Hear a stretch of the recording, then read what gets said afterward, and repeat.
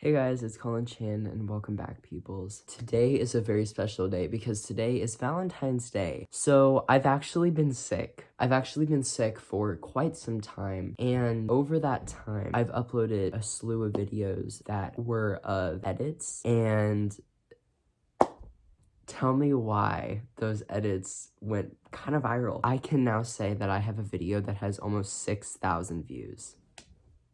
Never did I ever think that that was ever gonna happen. The most viewed video that I had for 3 years had only 300 and something views. Last year, I uploaded a video around the time that Portals was being released. It got up to almost 500 views, which was like crazy because that was like the most viewed video, I had. And, I gained like substantial subscribers. Over that time, I made edits and I had them for myself because I love Portals, don't get me wrong. But sometimes I want to listen to the songs in their full version without it cutting off. So I just had these versions without transitions. And so I was just like, I'm gonna release these. So I put them out, didn't think anything of it. 2 of my videos now have over 1,000 views, which is crazy. And I now have over 100 subscribers, which I thought was gonna take years. And it's been piling up and literally just doing something that I'm interested in and something that I love doing. And you guys made that happen, which is really crazy. I just wanted to say thank you guys so much for all like the support. It really does mean a lot to me because this has been my dream for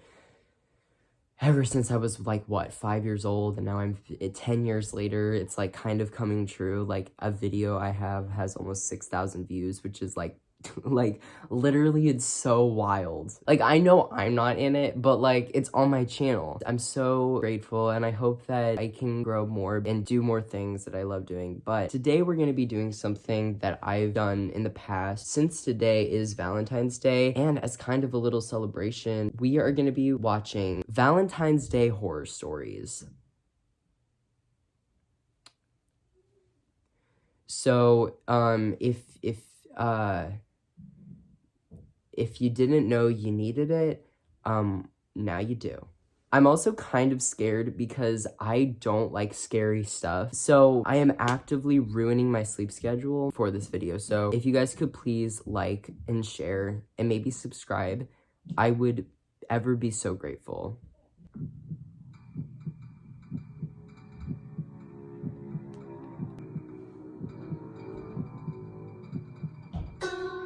Oh my God.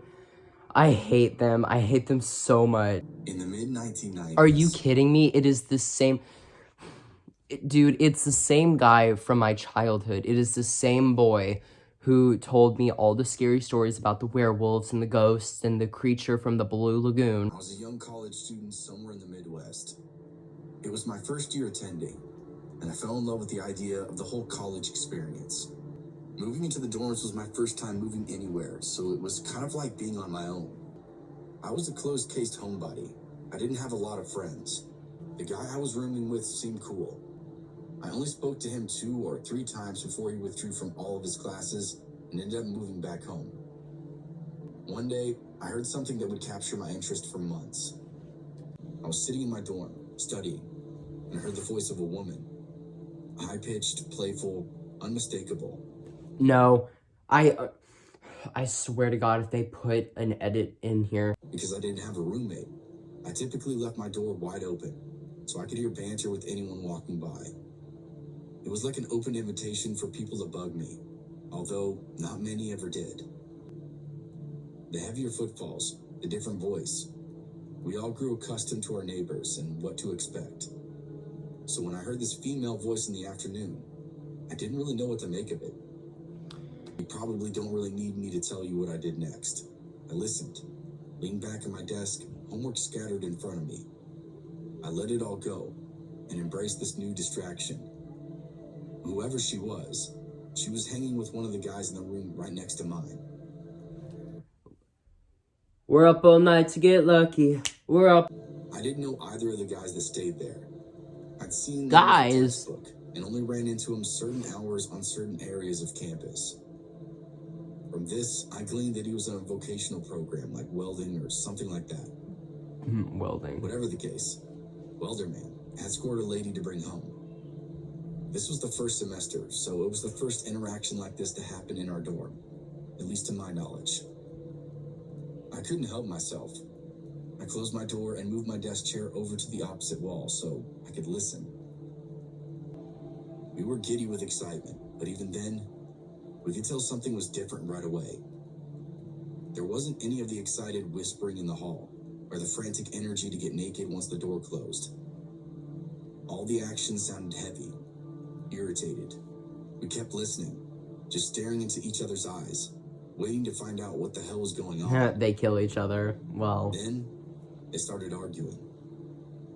Something had happened during their first Valentine's Day together, apparently on their visit back at someone's house, and now they were mad at one another.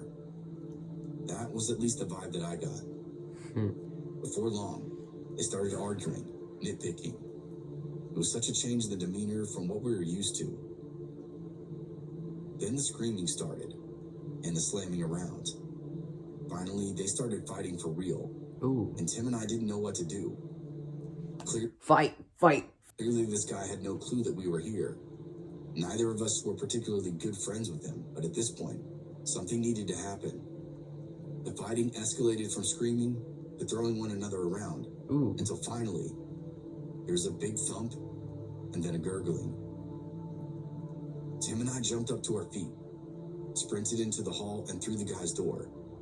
Thank God it wasn't locked, because when we got in there, he was choking his girlfriend up against the wall. The same wall that I shared with him, and the same wall I've been listening through for 4 months. I shouted for him to stop, and that we were going to call the police, but Tim went berserk. He speared this guy in a flying tackle and smashed him into the desk.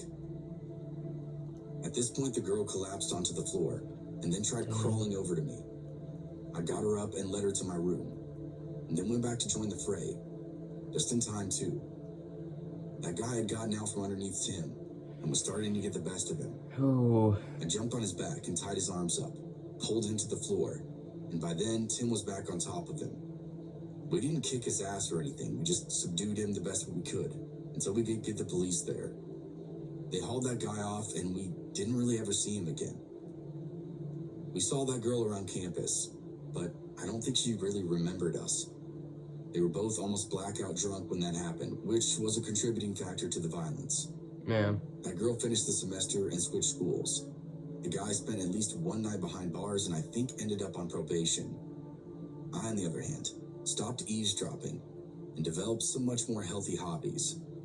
Still, if Tim and I hadn't been chronic weirdos that semester, we may not have been around to save that poor girl. I think I speak for everyone when I say that wasn't the Valentine's Day that any of us had in mind.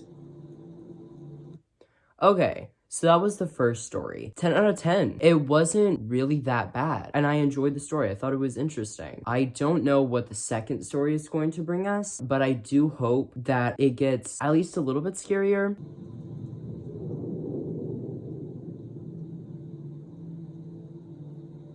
Was the night before Christmas when all through the house and a creature was I'm a female in my mid-40s. I live alone in a very rural area, on an island in the middle of Puget Sound. It's a 30-minute drive to the nearest grocery store, an hour away from the largest city. The island is made up of tall evergreen trees and surrounded by water. It's secluded, but beautiful. My house is situated on a tall bluff, overlooking a tiny inlet. It's just a short jaunt through the forest, down to a sandy beach, where my kayaks are stored on a slip. I just need to pull them off the slip and then over the seawall, and I'm on the water. There came a time when I found myself newly single. My last long-term relationship collapsed when I discovered he had several other romantic interests. Apparently, his business trips weren't all business. Ooh. He moved out, and I attempted to move on. I had some friends encouraging me to put myself out there. Have a fling or two, you'll feel better about yourself. It was well-intentioned advice. I knew what they were getting at. Yeah. If I started dating again, I would stop feeling like this forlorn, broken-hearted woman who was about to celebrate the 20th anniversary of her 25th birthday. If I started dating again, I would feel attractive and desirable. But how exactly could you start dating again when you live in the middle of nowhere? A coworker pointed out that no one really meets organically anymore. Everything's done online nowadays. Tinder, Plenty of Fish, Bumble, OkCupid. So I went about setting up online profiles before I was overwhelmed with messages. The flings did happen. That's when I knew I was ready to embrace someone new. So I logged on to my dating apps once more. It wasn't long after that, I received a message from a seemingly handsome and intelligent lawyer. I suggested we meet for drinks first, in the bar of one of my favorite Japanese steakhouse restaurants. It was about equal travel distance for us. I said if things went well, I would agree to stay on for dinner too. The day of our scheduled date finally arrived. I debated on what to wear. I finally settled on a black blouse with a ruffled front, fitted blue jeans, and black boots. I curled my hair, put on a little makeup, and nervously started my hour-long drive to that restaurant. I intentionally arrived early, ordered a drink, and sat where I could see the entrance doors to the restaurant. I was the only one in this bar. Here's where I need to explain that I'm not really that much of a drinker. I'll do it socially on occasion, but I don't do it that often. Why was she the only So I one? was slowly sipping on my drink, and I wasn't in a hurry to finish it. Right. Besides, I still had an hour-long drive home ahead of me, so I wasn't trying to get sloshed. You know what? Good for her for being responsible. Yep. He walked in, right on time, and surprisingly, looked exactly like his profile pictures. He No was the epitome catfish. of tall, dark, and handsome, and I was already smitten. I watched as he approached the hostess I was station smitten. and explained he was meeting someone in the bar. She motioned him over to me, and I smiled, giving a small wave. He sauntered over to where I was sitting and took the chair across from me. He smiled and exclaimed, "Wow, you're even more beautiful than their profile pictures." Oh my god. If that isn't the most cheesy rom-com line, you are but a diamond in the rough. Then he looked down and saw the amaretto sour sitting right in front of me, and a slight frown creased his brow. "You already ordered a drink?" "Yep. Yeah, and what about it? Like, aren't we all adults here? I started without you, so you better catch up." He smiled again. "Is that a challenge?" he asked, as he flagged over the bartender. As we sat there, our conversation flowed easily. It was ideal, because we didn't have to turn to talk to one another. However, it left me with the stranger on my right side, and he had a stranger on his left side. Our waiter Real. came over to take our drink orders, and Lawyer Man quite boldly attempted to She said, and lawyer man. order another alcoholic beverage for me. "Oh, no thank you."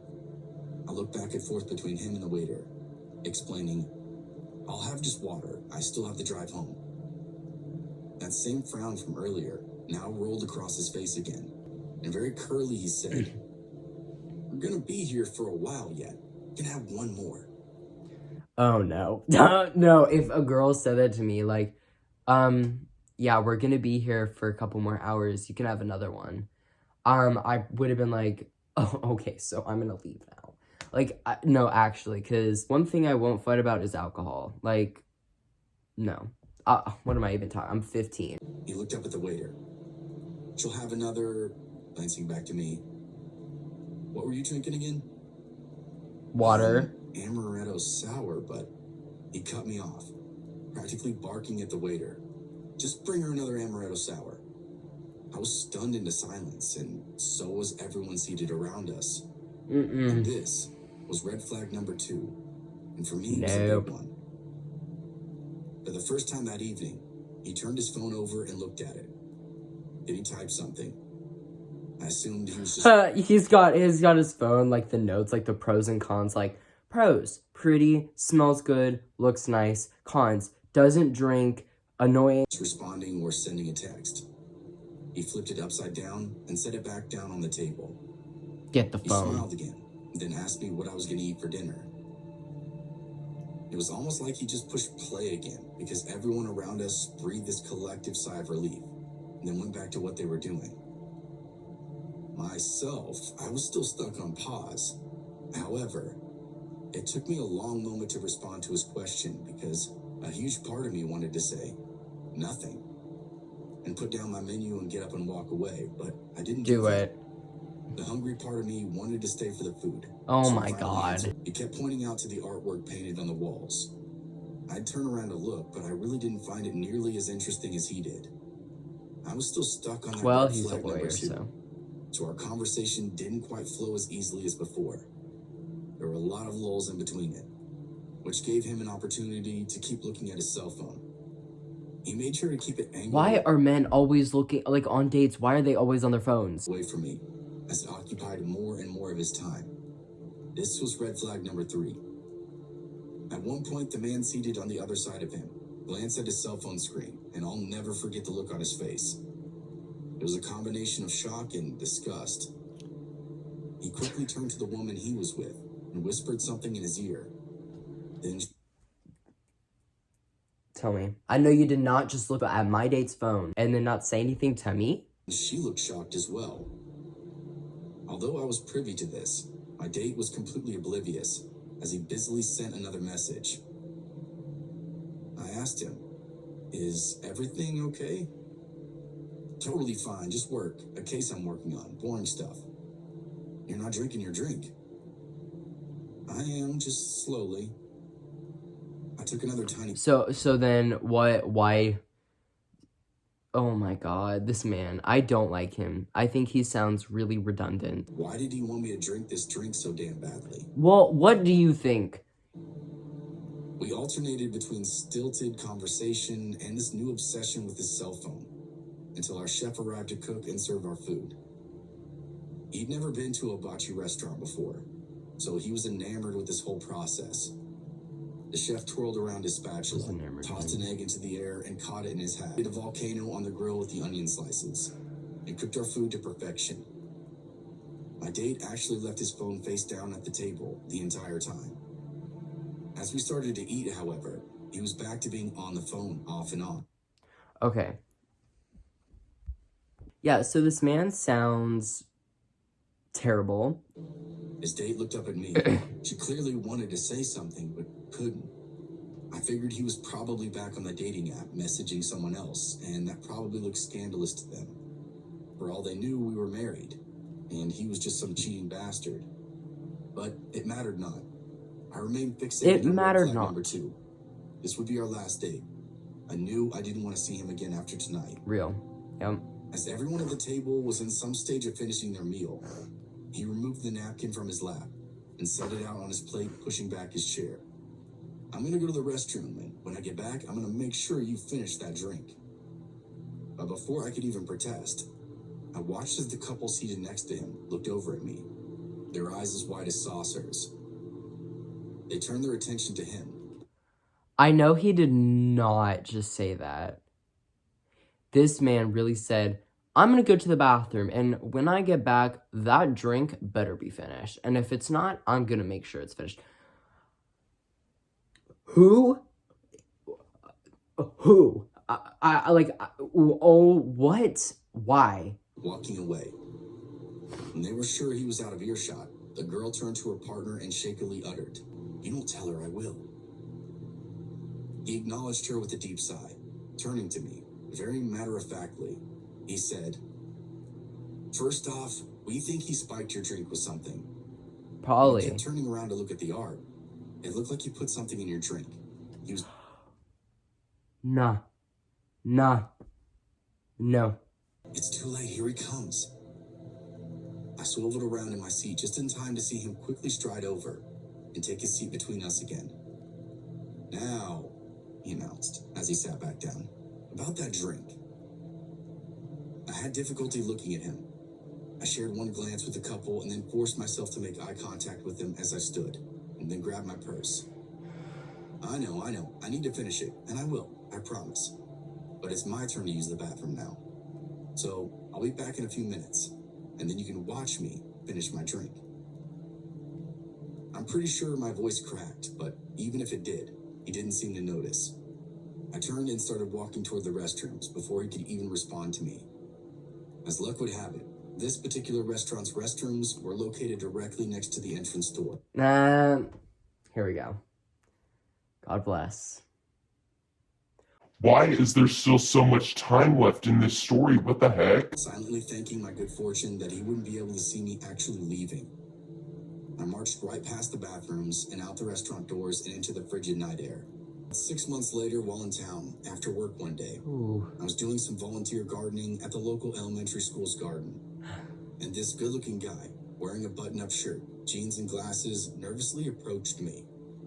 He staggered through a few awkward questions about the garden and explained that he was a civil engineer who was working with the crew half a block up the street. They were putting in a ladder to help the salmon run. It was clear he was nervous. He hesitated, trying to think of something more to say, but probably thought better of it and then said goodbye. He took a few steps in the direction of the crew working on the salmon ladder, and then stopped, turned around and faced me. Look, you're really pretty, like stunning actually. I don't know what I'm doing here, but, do you think I could have your number? I smiled. Nope. Like, there's no way. I'll then put my number into his phone. As it turns out, you can meet people organically, without needing some kind of app.